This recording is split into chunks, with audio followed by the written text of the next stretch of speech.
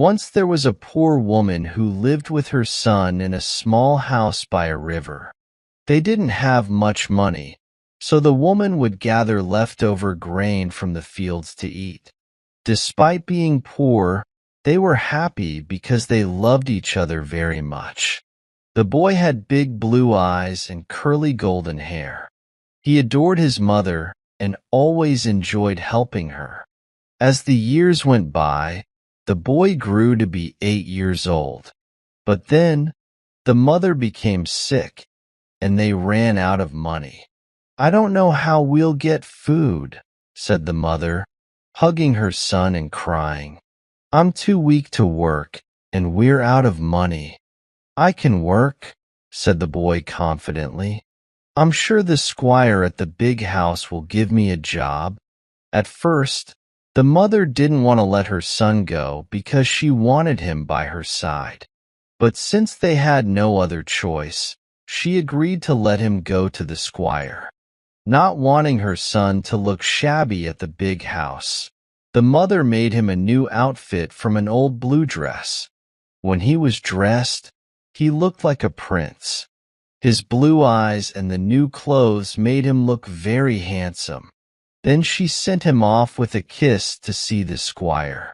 That morning, the squire was walking in his garden with his daughter, Madge, feeling happy. When he saw the boy, he asked kindly, "What can I do for you, young man?" "I want to work for you, sir," said the boy bravely, though he was scared. "I want to earn money to buy food for my mother." "Earn money?" repeated the squire, surprised. "Why do you want to earn money?" "To help my poor mother. We're very poor, and she can't work anymore, so I want to work for her." The squire and his daughter were touched by the boy's plea. Madge took the boy's hand and kissed his cheek. "You can be our shepherd," she said. "You can keep the sheep out of the meadows and the cows away from the crops. We need someone to do that, and you can do it well." "All right," said the squire. "If he pays attention and stays alert, he'll be a great help and earn his pay." Then he looked at the boy and said, "Come back tomorrow morning, and I'll give you a silver horn. You can use it to call the sheep and cows when they wander off. What's your name?" "Forget his name, Papa," interrupted the squire's daughter. "I'll call him Little Boy Blue because he's dressed in blue and his eyes match. And make sure to pay him well. He's the prettiest shepherd boy we've ever had." "Agreed," said the squire happily, pinching his daughter's cheek. "Be careful, Little Boy Blue, and you'll be rewarded." Little Boy Blue thanked them both and hurried back home to tell his mother the good news. The widow cried tears of joy and smiled, knowing the squire would be kind to her son. Early the next morning, Little Boy Blue went to the hall.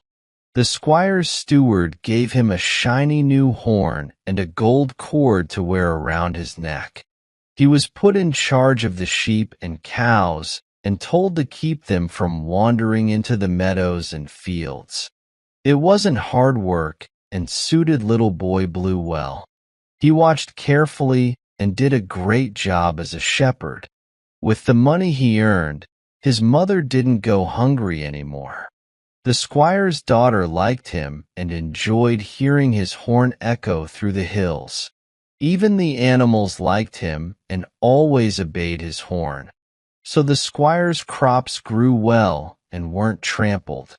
Little Boy Blue was feeling very happy now, and his mother was proud and feeling better.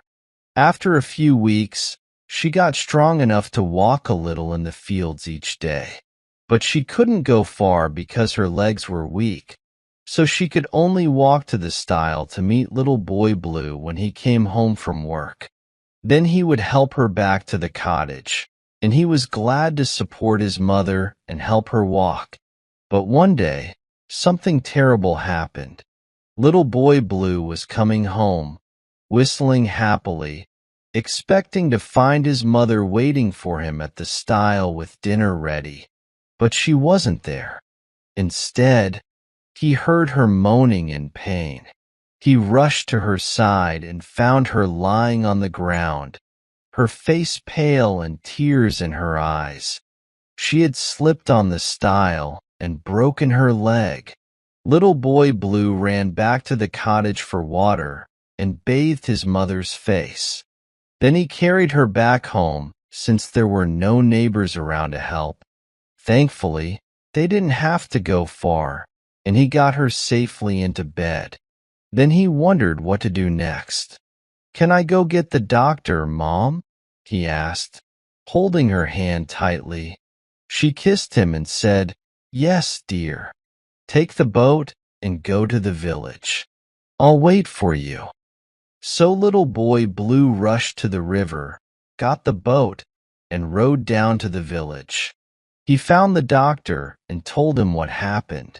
The doctor promised to come right away, and they rowed back to the cottage together.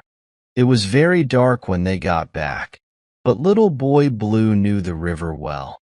With the doctor's help, they reached the cottage where a faint light was shining. The doctor treated his mother's leg, gave her medicine, and soon she felt better. It was almost midnight when they were done, and the doctor went back to the village. "Take care of your mother," he told the boy, "and don't worry. Her leg will heal, but she'll need to stay in bed for many days. You'll have to take care of her while she's resting." All night, the boy stayed by his mother's side, cooling her forehead and helping her. By morning, she felt better, and the pain was gone. She told Little Boy Blue to go to work, saying they needed the money more now with the doctor's bills. Little Boy Blue didn't want to leave his mother alone, but he had no one else to ask for help. So, he left food and water by her bed, had a small breakfast, and went to tend to the sheep. It was a sunny day, and the birds sang happily. Little Boy Blue worked diligently, and his horn could be heard as he called the sheep back. But he hadn't slept much, and he felt tired from watching his mother. Despite trying to stay awake, he couldn't fight off the drowsiness.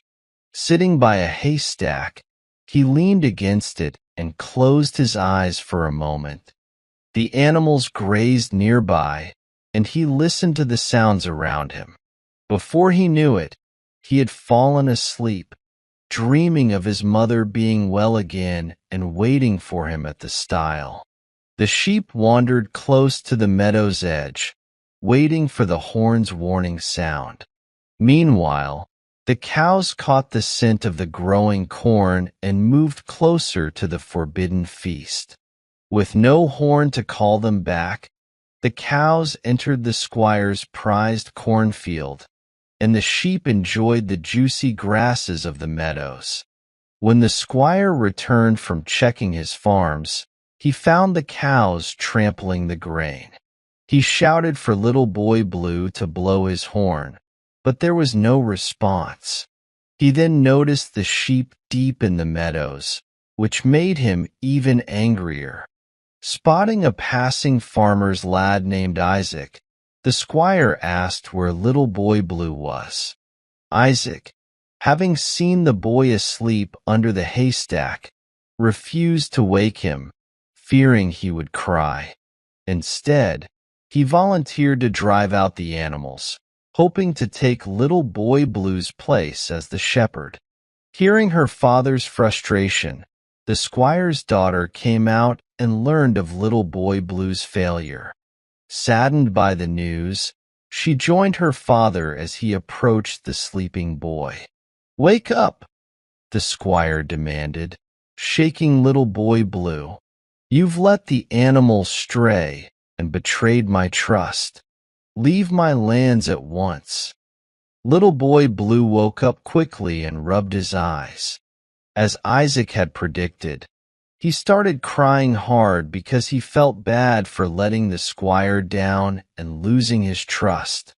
Feeling compassion for the crying child, the squire's daughter hugged him and asked, "Why did you fall asleep, little boy Blue, when you were supposed to watch over the cows and sheep?" Little boy Blue, between sobs, explained, "My mother broke her leg, and I stayed up all night caring for her. I tried my best not to fall asleep, but I couldn't help it. Please forgive me this time, Squire, for the sake of my poor mother." The squire, already forgiving the boy, kindly asked, "Where does your mother live?" "In the cottage by the river," little boy Blue replied, "and she's all alone, with no one nearby to help us." Moved by his words, Mistress Madge stood up, took his hand, and said, "Lead us to your home, and we'll see how we can help your mother." So, the squire, his daughter, and little boy Blue went to the cottage. The squire had a long chat with the widow. That same day, a big basket of food was sent to the cottage, and Mistress Madge sent her maid to nurse the widow until she recovered. In the end, little boy Blue's accident turned out to be fortunate. The squire gave them a pretty cottage near his own, and his daughter became their lifelong friend, making sure they lacked nothing. Little boy Blue remained vigilant in his duties from then on, watching over the cows and sheep faithfully until he grew up and had a farm of his own. He believed his mother's accident brought him good luck, but it was truly his loving heart and devotion to his mother that earned him friends. No one hesitates to trust a boy who loves and cares for his mother.